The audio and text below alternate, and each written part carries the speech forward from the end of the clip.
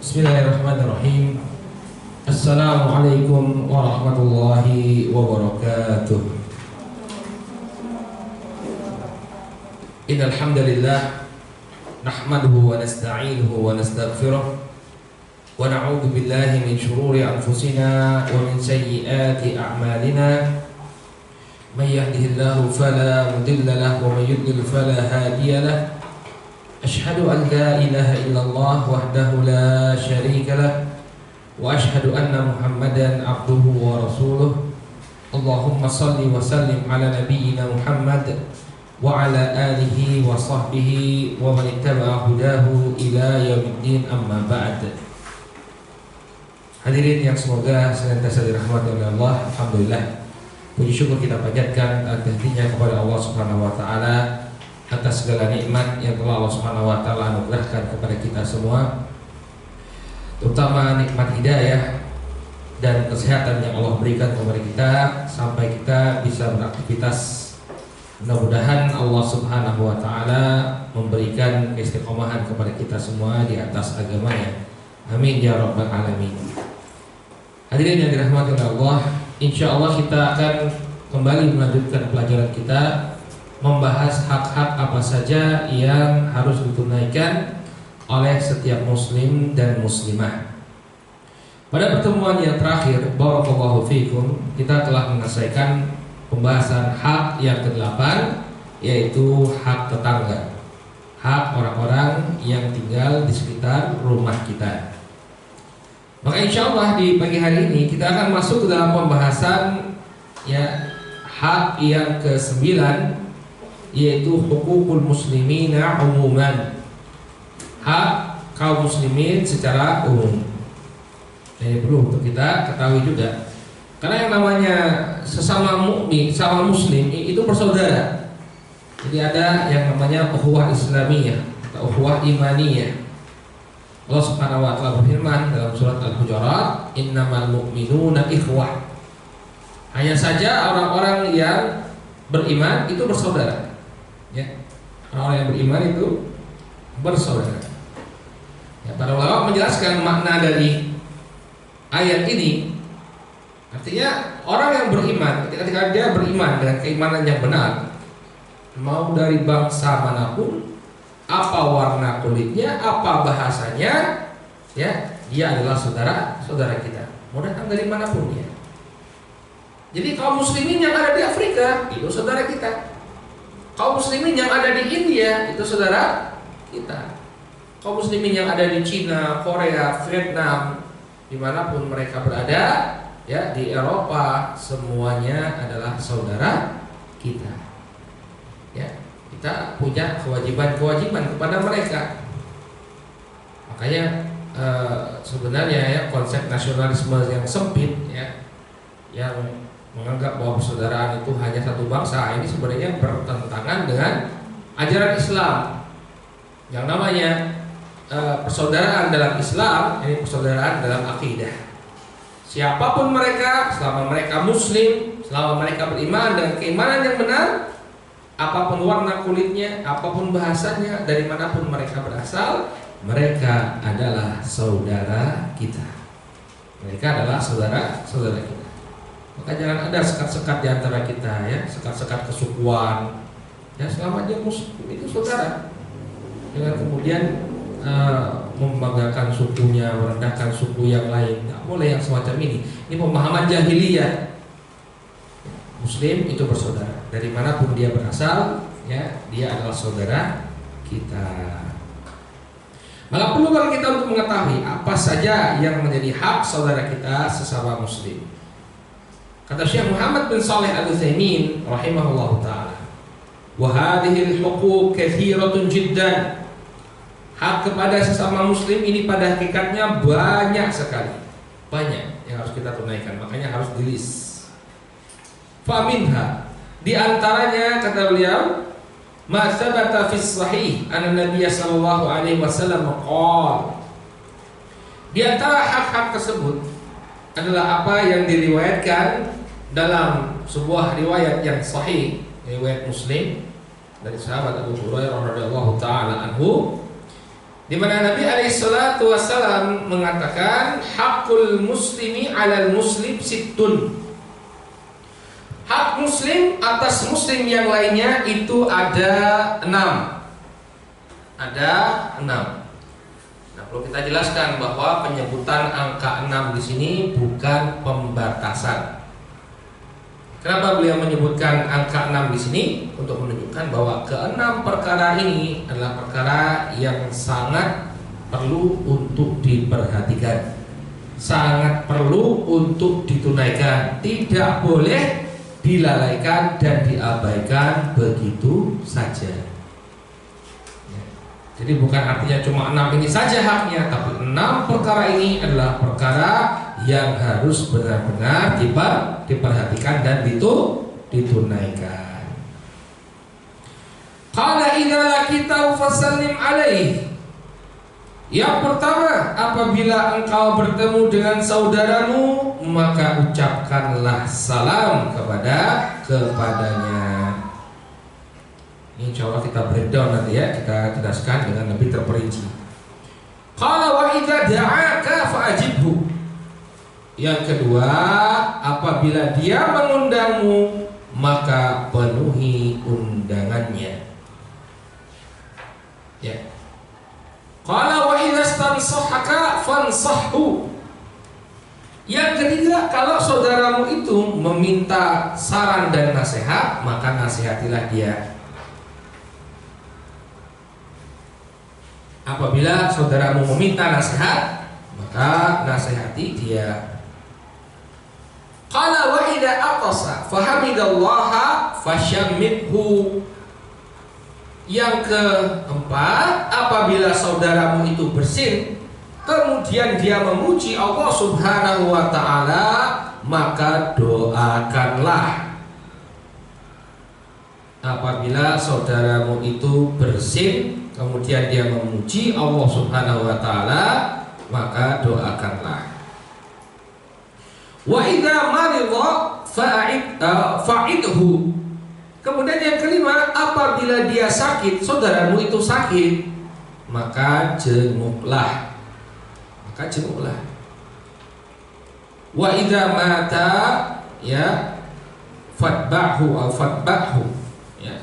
Apabila dia meninggal dunia, ya, maka iringilah jenazahnya. Ya, fatbi'hu, ya, ikutilah jenazahnya. Ya. Ini 6 hak yang disebutkan oleh Nabi alaihi salatu wasallam secara berurutan. Yang pertama, ya, ketika bertemu mengucapkan salam kepadanya. Apabila dia diundang, maka dia penuhi undangannya. Yang ketiga, apabila dia meminta nasihat, maka berikanlah nasihat. Yang keempat, apabila dia bersin dan memuji Allah Subhanahu wa taala, maka ya doakan dia. Kemudian yang keempat, kalau saudaramu itu sakit, jenguklah. Kemudian apabila dia meninggal, maka iringi jenazahnya. Qala fa fi hadzal hadits bayanu iddati huquqin bainal muslimin. Maka di dalam hadis ini terdapat penjelasan sejumlah hak-hak di antara sesama muslim. Baik, kita akan bahas dengan lebih mendetail. Qala al-haqqul awwalu, hak yang pertama assalam, memberikan salam. Ya, memberikan salam. Jadi kalau bertemu, kita disunahkan untuk menunaikan hak saudara kita, yaitu apa? Memberikan salam. Qala fassalamu sunnatun muakkadah. Maka mengucapkan salam, ya, ini hukumnya sunnah muakkadah, sunnah yang sangat ditekankan. Ya. Para ulama mengatakan kalau mengucapkan salam, memulai memberikan salam, itu hukumnya sunnah muakkadah, tapi menjawabnya itu wajib. Menjawabnya itu hukumnya wajib. Ya. Qala wa huwa min asbabi ta'allufil muslimin wa tawaddihim.